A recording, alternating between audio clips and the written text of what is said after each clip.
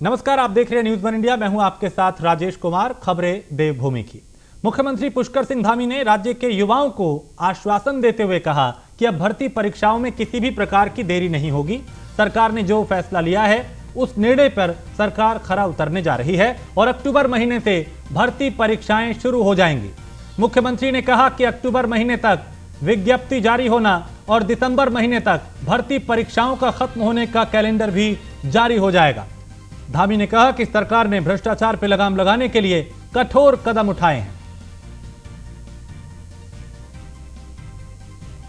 सभी युवाओं से मैं कहना चाहता हूं कि अब हमने भर्तियां निकाल दी हैं और एक दिन का भी विलंब नहीं होने वाला है। 7000 भर्तियां लोक सेवा आयोग कराने के लिए पूरी तरह से तैयार हो गया है। उसका जल्दी ही कैलेंडर जारी होने वाला है। अक्टूबर माह में उसके विज्ञापन भी आ जाएंगे। दिसंबर माह तक वो परीक्षाएं भी संपन्न हो जाएंगी। इसलिए मैं सभी नौजवानों से, युवाओं से, अपने भाई बहनों से कहना चाहता हूं कि सब लोग अपनी परीक्षाओं की तैयारियों में लगें और आगे आने वाली सभी परीक्षाएं निष्पक्ष और पारदर्शी तरीके से होंगी। जिनके अंदर योग्यता होगी, क्षमता होगी, उनको कोई रोक नहीं पाएगा। किसी प्रकार का अब धोखा उनके साथ भविष्य में नहीं होगा। इस प्रकार की नज़ीर हमने बना दी है कि आगे के लिए, हमेशा के लिए जो धोखाधड़ी करने वाले थे, सांगठनिक अपराध करने वाले थे, उनका रास्ता और ये काम हमेशा के लिए अब बंद हो गया। तो मुख्यमंत्री पुष्कर सिंह धामी को आपने सुना। उन्होंने कहा कि दिसंबर महीने तक खत्म होंगी ये परीक्षाएं और भ्रष्टाचार पे लगाम लगाने के लिए कुछ कठोर कदम उठाए गए हैं। युवाओं को सीएम पुष्कर सिंह धामी ने एक बार फिर भरोसा दिलाया है कि उनके साथ कुछ अन्याय नहीं होगा। सरकार उनके साथ है और कुछ कड़े निर्णय जरूर लिए गए हैं भ्रष्टाचार पे लगाम लगाने के लिए। और प्रधानमंत्री नरेंद्र मोदी के जन्मदिन को भारतीय जनता पार्टी स्वच्छता पखवाड़े के रूप में मना रही है। सीएम पुष्कर सिंह धामी ने पुलवामा हमले में जान गंवाने वाले मेजर विभूति शंकर डोंडियाल के आवास से स्वच्छता पखवाड़ा कार्यक्रम की शुरुआत की। इस दौरान सीएम ने शहीद मेजर के परिजनों से मुलाकात की और मुख्यमंत्री ने शनिवार को उत्तराखंड के लाल शहीद मेजर चित्रेश बिष्ट के नेहरू कॉलोनी एवं शहीद मेजर विभूति डोंडियाल के नेशविला रोड स्थित आवास पहुंच के उन्हें श्रद्धांजलि भी अर्पित की।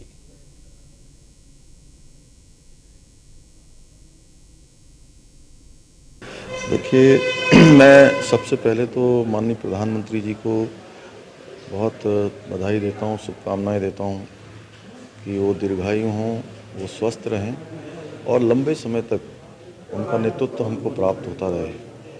क्योंकि उनके नेतृत्व में जहां भारत का मान सम्मान और स्वाभिमान और पहचान पूरी दुनिया के अंदर बढ़ी है, आज भारत एक समरस भारत, एक समर्थ भारत और एक शक्तिशाली भारत के रूप में पूरे विश्व में जाना जा रहा है, विश्व में पहचान बन रही है। और उन्होंने जो एक भारत श्रेष्ठ भारत का जो संकल्प लिया है, वह भी बहुत तेज़ी से आगे बढ़ रहा है। देवभूमि उत्तराखंड की जनता से, उत्तराखंड की भूमि से उनका विशेष लगाव है। वह स्वयं इस बात को कहते हैं कि उनका यहाँ से कर्म और मर्म का रिश्ता है। हर छोटी बड़ी बात उनके संज्ञान में यहाँ की रहती है। इसलिए इस अवसर पर उत्तराखंड के 1,25,00,000 देवतुल्य भाई बहनों की ओर से, यहाँ के सभी देवी देवताओं की ओर से, बाबा केदार, बाबा बद्री विशाल, सबसे मैं प्रार्थना करता हूँ कि उनको दीर्घायु करें और उनको स्वस्थ रखें। साथ ही आज हम लोगों ने पूरे उत्तराखंड के अंदर उनके आज जन्म दिवस से लेकर अगले 2 सप्ताह तक एक पखवाड़ा, सेवा पखवाड़ा के नाम से मनाया जा रहा है। उसकी आज हम शुरुआत कर रहे हैं और हमने अपने शुरुआत के समय में सबसे पहले मेजर चित्रेश बिष्ट, जिन्होंने अपना सर्वोच्च बलिदान दिया भारत माँ की रक्षा के लिए, हमारे पूरे राष्ट्र की रक्षा के लिए अपने प्राणों का बलिदान किया, वहाँ से हमने आज सफाई अभियान यहाँ से प्रारंभ करना है। यहाँ से हम प्रारंभ करेंगे। और मुख्यमंत्री पुष्कर सिंह धामी ने प्रधानमंत्री नरेंद्र मोदी को जन्मदिन की बधाई दी और कहा कि मोदी जी की दूरदर्शिता एवं नेतृत्व में नया भारत एक विश्व शक्ति बनकर उभरा है और मोदी जी ने वैश्विक नेता के रूप में अपनी पहचान बनाई है, जिसका पूरी दुनिया सम्मान करती है। उन्होंने कहा कि प्रधानमंत्री का जीवन सेवा और समर्पण का प्रतीक है। मुख्यमंत्री ने उन्हें सुरक्षित, सशक्त एवं आत्मनिर्भर भारत का निर्माता बताया। प्रधानमंत्री जी का जन्म दिवस उत्तराखंड के अंदर पूरे सेवा पखवाड़े के रूप में मनाया जा रहा है, जहां आज से सेवा के अनेकों काम प्रारंभ हो रहे हैं। कहीं रक्तदान हो रहा है, कहीं सफाई के काम हो रहे हैं, कहीं संगोष्ठियाँ हो रही हैं, कहीं उनके द्वारा किए हुए कामों पर चर्चा हो रही है। हर क्षेत्र में लोगों के अंदर एक अपार उत्साह है। लगातार लोग जो है स्वयं प्रधानमंत्री जी के जन्म दिवस का इंतज़ार कर रहे थे। आज इंतज़ार की घड़ियां पूरी हुई और वैसे भी उन्होंने पूरी दुनिया के अंदर भारत का मान सम्मान और स्वाभिमान बढ़ाया है। भारत को एक नई पहचान देने का काम किया है। एक भारत श्रेष्ठ भारत की करिकुलम को लेकर जो आगे बढ़ रहे हैं, उसमें आज पूरा देश आगे बढ़ रहा है। आज पूरी दुनिया के अंदर भारत की अलग तरीके से पहचान बढ़ी है। भारत आज विश्व पटल पर एक शक्तिमान भारत के रूप में, एक शक्तिशाली भारत के रूप में, एक समृद्ध भारत के रूप में, एक समरस भारत के रूप में आगे आया है। और 2014 से पहले का भारत जो निराशा के भाव में डूबा हुआ भारत था, उसको आशा और चारों ओर से उमंग की ओर लाने का काम किसी ने किया है, तो उनके कुशल नेतृत्व में हुआ है। मैं भगवान से प्रार्थना करूंगा कि वो दीर्घायु हों और उनका नेतृत्व हमें लंबे समय तक प्राप्त हो, वो स्वस्थ रहें और ऐसे ही भारत का मान सम्मान और स्वाभिमान लगातार। और प्रधानमंत्री के जन्मदिन के मौके पे उत्तराखंड में राज्य सरकार के द्वारा इसे रक्तदान अमृत महोत्सव के रूप में मनाने का काम किया जा रहा है। प्रधानमंत्री के जन्मदिन पर आयोजित रक्तदान शिविर का मुख्यमंत्री पुष्कर सिंह धामी और स्वास्थ्य मंत्री डॉक्टर धन सिंह रावत ने रेसकोर्स स्थित पुलिस लाइन में शुभारंभ किया और राज्य की जनता से प्रधानमंत्री के जन्मदिन पर ज्यादा से ज्यादा रक्तदान करने की अपील की।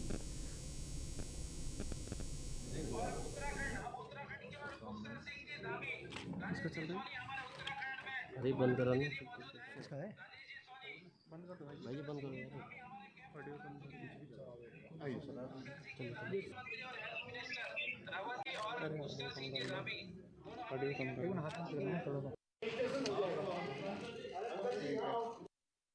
मैं सबसे पहले तो देवभूमि उत्तराखंड की समस्त देवतुल्य जनता की ओर से, यहाँ के सभी देवी देवताओं की तरफ से और बाबा केदार जिसके अनन्य भक्त माननीय प्रधानमंत्री जी हैं, बाबा बद्री विशाल, सबकी तरफ से सबसे प्रार्थना करता हूँ कि भगवान माननीय प्रधानमंत्री जी को दीर्घायु बनाए, उनको स्वस्थ रखे और लंबे समय तक, दीर्घ काल तक उनका नेतृत्व और मार्गदर्शन हम सभी को प्राप्त हो। आज उनका जन्मदिवस है। उनके जन्मदिवस से आज से लेकर 2 अक्टूबर तक हमने इसको सेवा पखवाड़ा के रूप में मनाने का संकल्प लिया है। उसके तहत जहां हमने सफाई के अभियान प्रारंभ किए हैं, मलिन बस्तियों में जाकर सेवा के कार्य प्रारंभ किए हैं, वहीं हमने पूरे प्रदेश के अंदर रक्तदान अमृत महोत्सव के रूप में मनाने का भी निर्णय लिया है। उसी के तहत यहाँ पर आज रक्तदान का कार्यक्रम हो रहा है और आगे भी लगातार ये कार्यक्रम हमारे चलेंगे। हम पूरे प्रदेश में आज रक्तदान अमृत महोत्सव का कार्यक्रम आयोजन कर रहे हैं। ये 2 अक्टूबर तक चलने वाला है और मैं ये कह सकता हूँ कि लगभग 29,500 ब्लड डोनेटर जो है हमारे राज्य में, उनसे जो है हम ब्लड डोनेशन कराने वाले हैं और 50,000 से ज़्यादा लोगों से जो है रजिस्ट्रेशन कराने वाले हैं। मुझे लगता है कि ये अभियान जो है पूरे देश में और पूरे प्रदेश में सबसे बड़ा अभियान है कि जो हम हर डोनेट वाले जो भी करना चाहेगा उससे डोनेट भी करा रहे हैं रक्त, और साथ में जो डोनेट नहीं कर पाएगा उसका रजिस्ट्रेशन भी करा रहे हैं। और उत्तराखंड के पूर्व मुख्यमंत्री रमेश पोखरियाल निशंक ने प्रधानमंत्री नरेंद्र मोदी के जन्मदिन के अवसर पर जिला अस्पताल पौड़ी में मरीजों को फल और कंबल वितरित किए।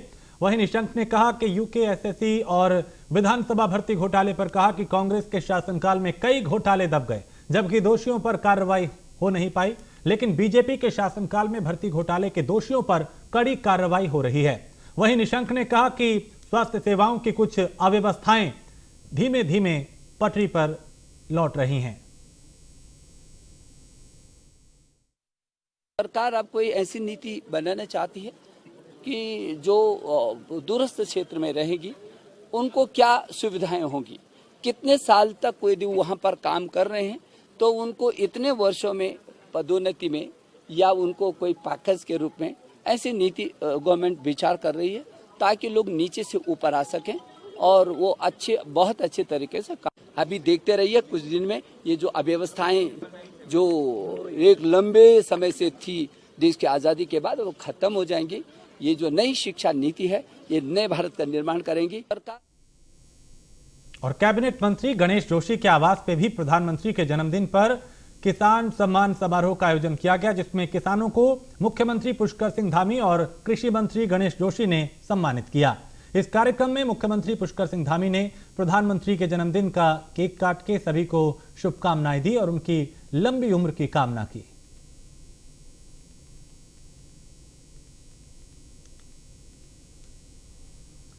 तो प्रधानमंत्री के जन्मदिन के अवसर पर कोटद्वार विधानसभा में बीजेपी युवा मोर्चा ने रक्तदान शिविर का आयोजन किया, जिसमें युवाओं ने बढ़ चढ़कर हिस्सा लिया। इस दौरान गढ़वाल सांसद तीरथ सिंह रावत और लैंसडाउन विधायक दिलीप सिंह रावत भी शिविर में मौजूद रहे। आज़ादी के 75 वर्ष पूर्ण हुए हैं और प्रधानमंत्री मोदी जी के द्वारा अमृत महोत्सव के रूप में इसको 1 वर्ष से मनाया जा रहा है। भिन्न भिन्न कार्यक्रम आयोजन किए हैं। उसी के तहत आज प्रधानमंत्री मोदी जी का जन्मदिन है और इस अवसर पर रक्तदान शिविर और नौजवानों ने, हमारे कार्यकर्ताओं ने बढ़ चढ़ कर के रक्तदान शिविर में भाग लिया है। यही नहीं तो अभी फल वितरण का भी कार्यक्रम है। इससे पहले कुष्ठ रोगियों के यहाँ कंबल बांट के अन्य इस प्रकार का कार्यक्रम हमारा रहा। तक हमारा एक पार्टी का पखवाड़ा चल रहा है, उसी के तहत हम ये कार्यक्रम कर रहे हैं और इसमें रक्तदान हमारे एक कार्यक्रम भी है और इसी के तहत आज उनके माननीय मोदी जी के जन्म दिवस के अवसर पर हम लोग यहाँ पर रक्तदान का कार्यक्रम कर रहे हैं। देखिए, निश्चित रूप से युवाओं की जरूरत है समाज को, और इस समय भारतीय जनता पार्टी के युवा मोर्चा की विंग जो है ये चाहती है कि समाज में कहीं भी रक्त की कमी ना हो। सबसे बड़ा दान महारक्तदान, तो उसी के तहत जो है आज युवा मोर्चा के द्वारा कार्यक्रम किया जा रहा है। और मसूरी पहुंचे अखिल भारतीय विद्यार्थी परिषद के प्रांत संगठन महामंत्री प्रदीप शेखावत का एबीवीपी कार्यकर्ताओं ने जोरदार स्वागत किया। पत्रकारों से बात करते हुए प्रदीप शेखावत ने कहा कि उत्तराखंड में छात्र संघ चुनाव को लेकर एबीवीपी पूरी तरह से तैयार है और प्रदीप ने यूकेएसएससी भर्ती घोटाले की सीबीआई जांच की मांग की और कहा कि अखिल भारतीय विद्यार्थी परिषद प्रदेश के युवाओं के साथ है और युवाओं के साथ किसी भी प्रकार का अन्याय बर्दाश्त नहीं किया जाएगा।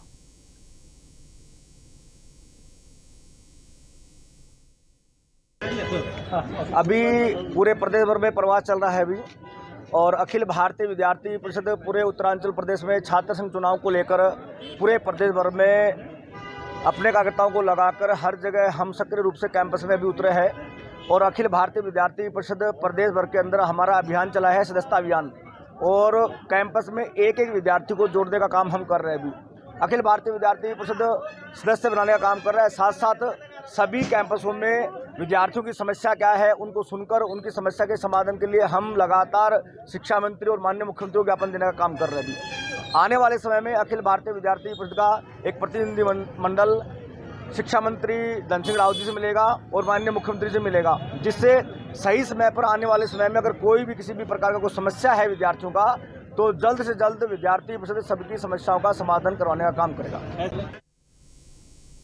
और राज्य महिला आयोग की उपाध्यक्ष ज्योति शाह ने अल्मोड़ा के राजकीय संरक्षण गृह महिला और बाल किशोरी गृह का औचक निरीक्षण किया। इस दौरान महिला आयोग की उपाध्यक्ष ने यहां रह रही युवतियों और महिलाओं से उनकी समस्याओं पर बात की और अधिकारियों एवं कर्मचारियों की कमी को जल्द पूरा करने का आश्वासन भी दिया। और वहीं राजकीय संरक्षण गृह महिला में दलित हत्याकांड में मारे गए जगदीश की स्वर्ण पत्नी से भी मुलाकात की। मैंने उस महिला से बात की, तो अभी तो यहाँ रहने में तो वो संतुष्ट है, लेकिन मैंने उससे बात की कि आगे तुम्हारे भविष्य के बारे में तुमने क्या सोचा। तो वो पढ़ना चाहती है और उसको ज़्यादा काम तो कुछ आता नहीं है, तो घर के काम आते हैं। तो ऐसे कहीं पर उसको कोई जॉब मिले ऐसा देखेंगे। अभी डीएम साहिबा से बात करूँगी। जैसे भीमताल में एसओएस है, दिल्ली में एसओएस है, तो वहाँ पर पोस्ट खाली होती हैं, तो वहाँ उसकी सुरक्षा भी होती है क्योंकि वो सब सुरक्षित स्थान है महिलाओं के लिए। तो वहीं पे उसको जॉब भी मिल जाएगी, तो उसमें संतुष्ट है वो अपनी जॉब करने के लिए। घर जाने के लिए तो वो तैयार नहीं है, ना ससुराल ना मायके। मैंने और लगातार हो रही बारिश के चलते चंपावत के तराई क्षेत्र से होकर बहने वाली शारदा नदी का जलस्तर खतरनाक रूप से बढ़ रहा है, जिसको देखते हुए प्रशासन ने नदी किनारे बसे आबादी वाले इलाकों में जो लोग रह रहे हैं उनको सुरक्षित जगह पे जाने के लिए कहा है। और पहाड़ों पर हो रही बरसात के चलते पहाड़ी नाले भी उफान पर हैं, नदियां उफान पे हैं। टनकपुर पूर्णागिरी मार्ग पे भी आवागमन बंद हो गया और बारिश से जहां क्षेत्र के नदी नाले उफान पर आ चुके हैं, वहीं बारिश का कहर टनकपुर चंपावत राष्ट्रीय राजमार्ग पे भी टूट रहा है। यहां राजमार्ग पे कई स्थानों पे पहाड़ों से मलबा गिर रहा है, जिसके चलते लोगों को कई तरह की दिक्कतों का सामना करना पड़ रहा है।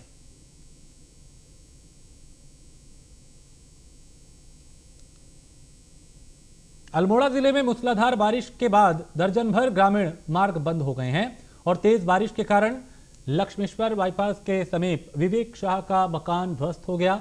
मकान का एक हिस्सा ढह गया, हालांकि जान माल का कोई नुकसान नहीं हुआ। आपदा की टीम मौके पर पहुंची और यहां पे अब जायजा लिया जा रहा है, यानी जान का नुकसान नहीं हुआ लेकिन मकान जरूर क्षतिग्रस्त हुआ है।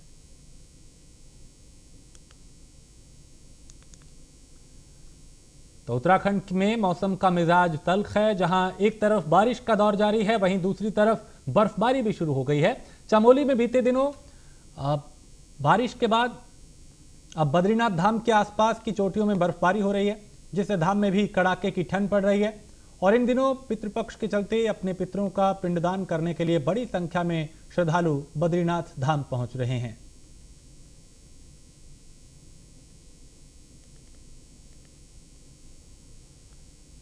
मौसम विभाग ने राज्य भर में भारी बारिश की आशंका जताई है, जिसके बाद राज्य सरकार अलर्ट मोड पर है। केदारनाथ धाम की यात्रा एक दिन के लिए रोक दी गई है। मुख्यमंत्री पुष्कर सिंह धामी ने कहा कि मौसम विभाग ने जो चेतावनी जारी की है, उसके चलते यात्रा मार्गों पर भूस्खलन की घटनाएं बढ़ सकती हैं। ऐसे में एहतियात के तौर पे केदारनाथ की यात्रा रोक दी गई है।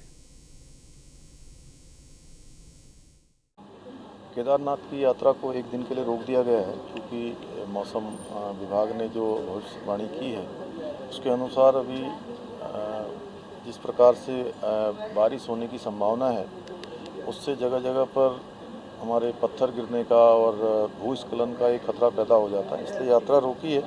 बाकी एहतियात के तौर पर लगातार वीडियो कॉन्फ्रेंस से सभी अधिकारियों से बात हुई है और सभी को रेड अलर्ट मोड में रखा गया है कि कहीं पर भी कोई भी आवश्यकता पड़े तो उस आवश्यकता अनुसार तत्काल रूप से इस पर निर्णय लिया। और टिहरी बांध प्रभावित संघर्ष समिति ने चिन्हित 415 परिवारों के विस्थापन के लिए जल्द 252 करोड़ रुपए जारी करने की मांग की है। साथ ही भागीरथी, भिलंगना और कोटेश्वर घाटी में प्रभावितों की समस्याएं हल करने की मांग की है। इसके अलावा टीएचडीसी और पुनर्वास विभाग से 2022 के जीएसआई सर्वे की रिपोर्ट सार्वजनिक करने को कहा है। टिहरी बांध प्रभावित संघर्ष समिति के अध्यक्ष सोहन सिंह राणा का कहना है कि जल्द हमारा विस्थापन नहीं किया गया तो ग्रामीण एक बड़े आंदोलन करने को तैयार हैं।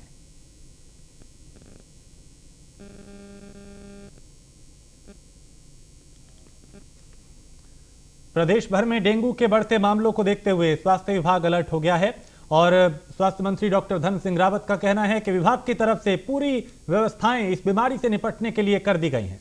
आम जनता और नगर निगम, नगर पालिकाओं के लिए भी दिशा निर्देश जारी कर दिए गए हैं। स्वच्छता का विशेष ध्यान रखा जाए और जिससे डेंगू के मच्छर पनप ना पाए। कई सावधानियां बरतनी होंगी, खासकर अपने आसपास पानी को इकट्ठा ना होने दें और स्वच्छता का ख्याल रखें।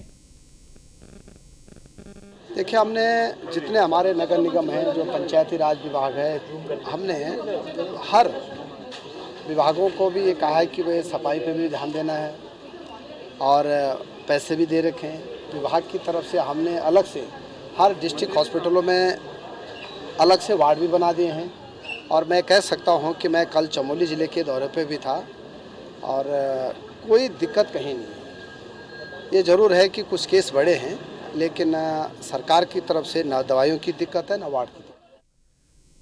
2 दिन से पहाड़ों में लगातार हो रही झमाझम बारिश ने जहां जनजीवन प्रभावित किया है, वहीं नदी नाले भी उफान पे हैं। लालकुआ में गोला नदी का जलस्तर बढ़ने से नदी के पास रहने वाले कई गांव के जो लोग हैं वो दहशत में हैं, चूंकि गांवों का संपर्क लालकुआ मुख्यालय तहसील से टूट गया है। उनकी समस्या भी बढ़ती चली जा रही है और इस बरसात के मौसम में नदी के पार रहने वाले बड़े हो या छोटे बच्चे, सभी को कई तरह की दिक्कतों का सामना करना पड़ रहा है।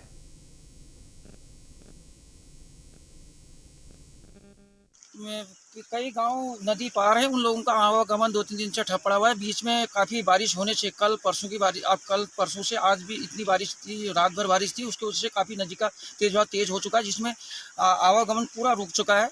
नदी के आर पार जाना मुश्किल है, काफ़ी तेज बहाव है, पानी का जलस्तर बढ़ता हुआ जा रहा है। कितने गांव होंगे नदी के पार? नदी के पार लगभग यहाँ से कम से 4-5 गाँव पड़ते हैं। हुरई खत्ता, डौली खत्ता, बौड़ खत्ता, खमारी खत्ता।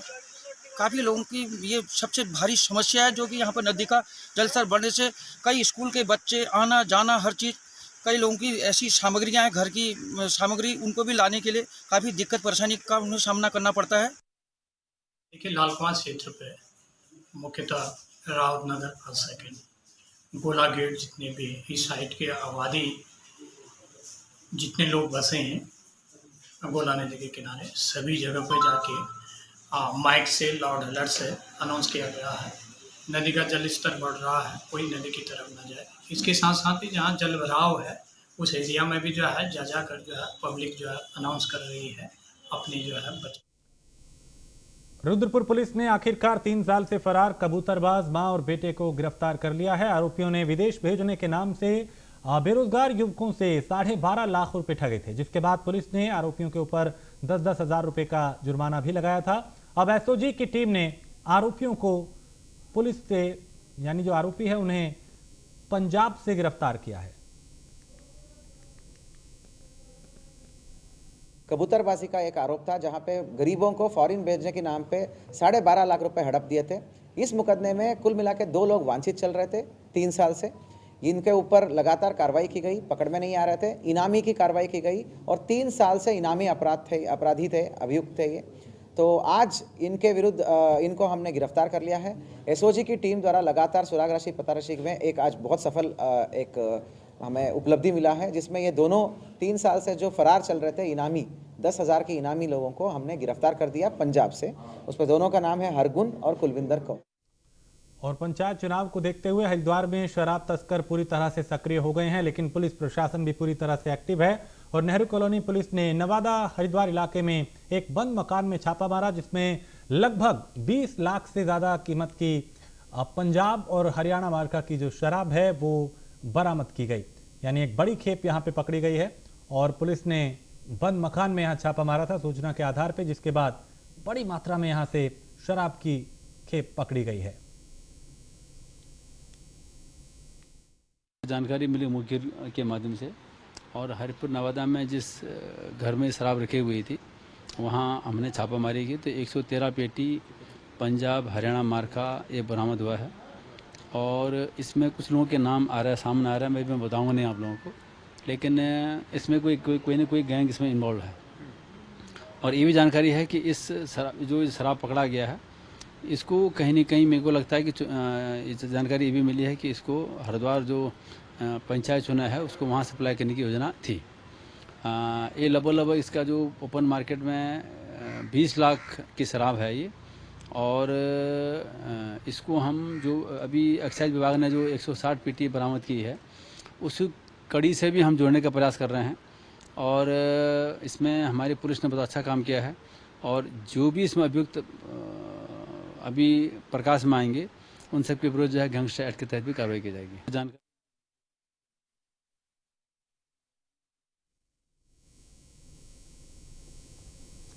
और अब देवभूमि की खबरें फटाफट अंदाज में।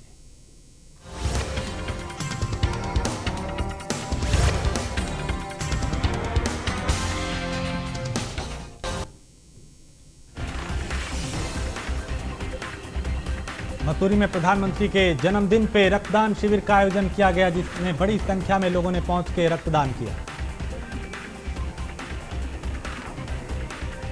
दिनेशपुर में भी प्रधानमंत्री के जन्मदिन पे रक्तदान शिविर का आयोजन किया गया, जिसमें बड़ी संख्या में लोग पहुंचे और यहां पे रक्तदान किया गया। अल्मोड़ा में भारतीय जनता पार्टी के कार्यकर्ताओं ने रक्तदान किया। चूंकि प्रधानमंत्री के जन्मदिन को खास बनाने के लिए यह रक्तदान किया जा रहा है, कई तरह के कार्यक्रमों का देश भर में आयोजन किया गया।